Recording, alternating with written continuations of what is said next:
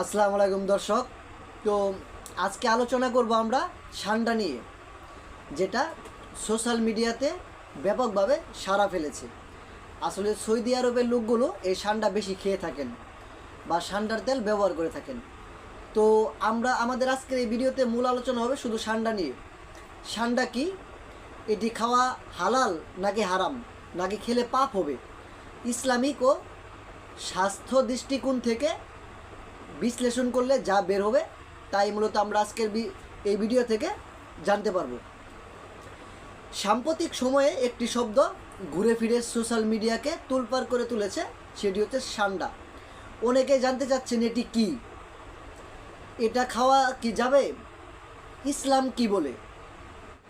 আজকের ভিডিওতে আমরা জানব ঠান্ডা সম্পর্কে, ইসলামিক দৃষ্টিকোণ, স্বাস্থ্য উপকারিতা, আর হচ্ছে এটি ভয়ঙ্কর ভুল যেটা অনেকেই করে থাকেন এই ঠান্ডা নিয়ে। এই বিষয়গুলো আমরা সম্পূর্ণ জানতে পারবো আজকের এই ভিডিওতে। ঠান্ডা হলো একটি টিকটিকি জাতীয় প্রাণী যার বৈজ্ঞানিক নাম ইউরোমাস্টিক্স। এটি আফ্রিকা ও মধ্যপ্রাচ্যের মরু অঞ্চলে পাওয়া যায়। অনেকটা দেখতে গুইসাপের মতো হলেও ঠান্ডা আসলে নিরামিষভোজী একটি প্রাণী, তবে এটি বিষাক্ত নয়। এর লেজ মোটা কাঁটাযুক্ত, যা আত্মরক্ষার কাজে ব্যবহৃত হয়। তবে আসল প্রশ্ন হলো ঠান্ডা কি খাওয়া হালাল নাকি হারাম। ইসলামিক স্কলারদের মধ্যে এই বিষয়ে ভিন্ন মত রয়েছেন। তবে রাসূল সাল্লাল্লাহু আলাইহি সাল্লাম নিজে ঠান্ডা খাননি, তবে সাহাবী খালিদ ইবনে ওয়ালিদ রাদিয়াল্লাহু তাআলা আনহু তা খেয়েছিলেন। ফলে শাফিঈ, মালিকি, হাম্বলি এটিকে হালাল হিসেবে আখ্যা দিয়েছেন। তবে হানাফি মাযহাবে এটি মাকরুহ, অর্থাৎ খাওয়াটা উত্তম নয় তবে হারামও নয়। অনেকে ঠান্ডা আর গুইসাপকে গুলিয়ে ফেলে, মনে করে যে দুইটা মনে হয় একই জিনিস। এটাই হচ্ছে মানুষের সবচেয়ে বড় ভুল। গুইসাপ হচ্ছে মাংসশাসী এবং বিষাক্ত প্রাণী, ইসলামে এটি হারাম। কিন্তু ঠান্ডা হচ্ছে তৃণভোজী, বিষাক্ত নয়। ঠান্ডা এটি এই জন্যই হালাল হতে পারে। আমাদের পার্থক্য বোঝাটা খুবই জরুরি যে আসলে ঠান্ডা কোনটা আর গুইসাপ কোনটা।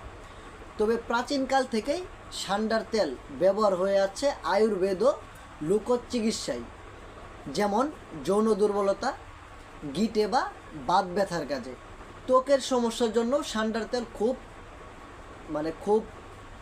প্রাচীনকাল থেকে ব্যবহার হয়ে আসছে। তবে মনে রাখতে হবে এর কার্যকারিতা এখন পর্যন্ত বৈজ্ঞানিকভাবে প্রমাণিত নয়, তাই ডাক্তারের পরামর্শ ছাড়া ব্যবহার না করাই উত্তম। তবে আরেকটা বিষয়, সেটি হচ্ছে ঠান্ডার মাংস অনেক পুষ্টিগুণে ভরপুর, উচ্চ মাত্রায় প্রোটিনযুক্ত এবং চর্বি খুবই কম ঠান্ডার মাংসে। এগুলো মরুভূমিতে সহজলভ্য ও সংরক্ষণযোগ্য। এ কারণেই মরু অঞ্চলে বেদুইনরা একে পুষ্টিকর খাবার হিসেবে বেছে নেয়। তো এখন আপনারা বুঝতে পারলেন যে আসলে ঠান্ডার ইসলামিক দৃষ্টিকোণ থেকে কি, এর স্বাস্থ্য উপকারিতা কি, ঠান্ডা কি, আর এর মধ্যে পার্থক্য কি, গুইসাপি বা কি। সবশেষে তাহলে এখন আপনারাই বলুন, ঠান্ডা খাওয়া যাবে নাকি যাবে না। আপনি কোন মাযহাব অনুসরণ করেন, আপনার মতামত আমাদের কমেন্টে জানাতে ভুলবেন না। ভিডিওটি ভালো লাগলে অবশ্যই লাইক ও শেয়ার করবেন। আল্লাহ হাফেজ।